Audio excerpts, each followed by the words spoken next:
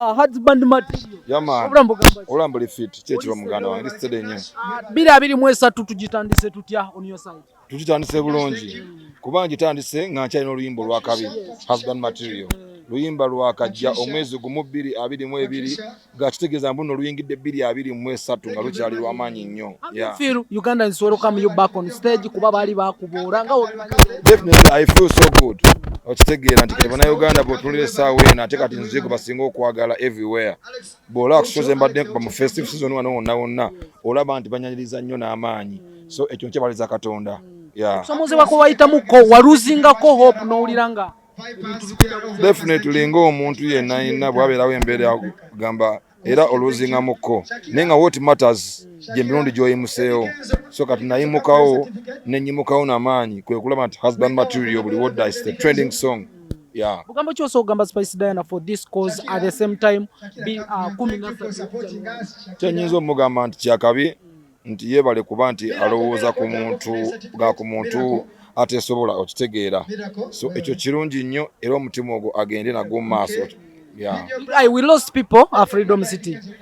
Bugambo kyose olugamba abafiiriddwako abantu baabwe n'omutegesa at the same time he's inside omutegesa. Nja kusooka okusaasira famire zaabo abafiiriddwako abantu baabwe ku Freedom City.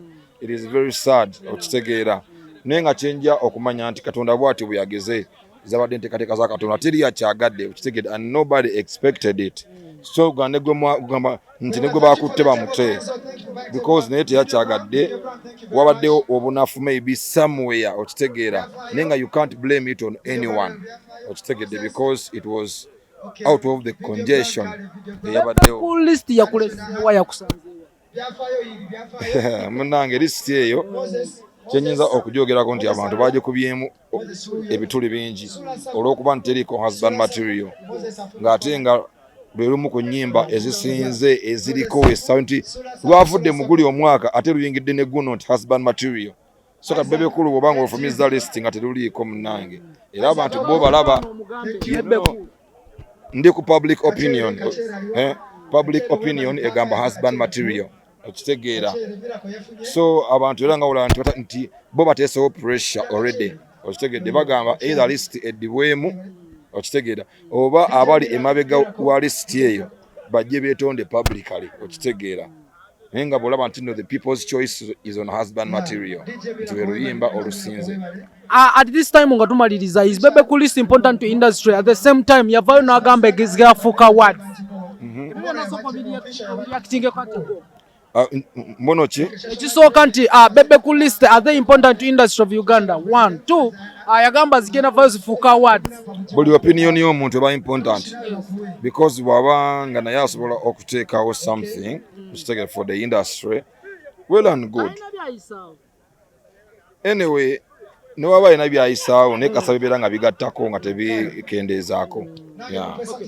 Obugambo obusemba eri terefayina abaali baterefayina mwenna nsooka ne mbagamba nti mwebale kuyingira mwaka guno omupya nkakasa nti buli muntu making sure nti guno omwaka ate gukongerako nti gukolawo ekyenjawulo mu bulamu bwo okitegeera. Mwebale kwagala Big Eye mwebale kumpagira yonna gyempita eyo buli kwivulu gyembeera mumpagira nnyo nga Big Eye ne Big Music bambi mwebale nnyo nange mbagala. Okay, thank you so much. Oyagala omukolo gw'enjawulo gubeere n'ebijjukizo mu nnyumba yo kankwanjulire ba King Montage Photo Studio fe bakafulu mu kkuba ebifaananyi n'okukola video. Olina wedding, birthday party, kukyala, nika, baby shower, photoshoot oba music shoot na buli kimu kyonna ky'oyagala fe tusobola okuwa ebijjukizo ebirungi eri ebirooto byo ate nno mwana wattu kusintiiza omuntu wa bulijjo. Tusange bannankulabe ku bitaala ku Prime Tower Level 3 Room D04 okumanya ebisingawo tukubire ku nnamba zino noti 7 noti 2 emu noti 4 emu 25 oba noti 755 3 731 oba noti 777 noti 23 4 noti 5. King Montage Photo Studio fe tusobola okuwa ebijjukizo ebirungi ate nno mwana wattu kusintiiza omuntu wa bulijjo.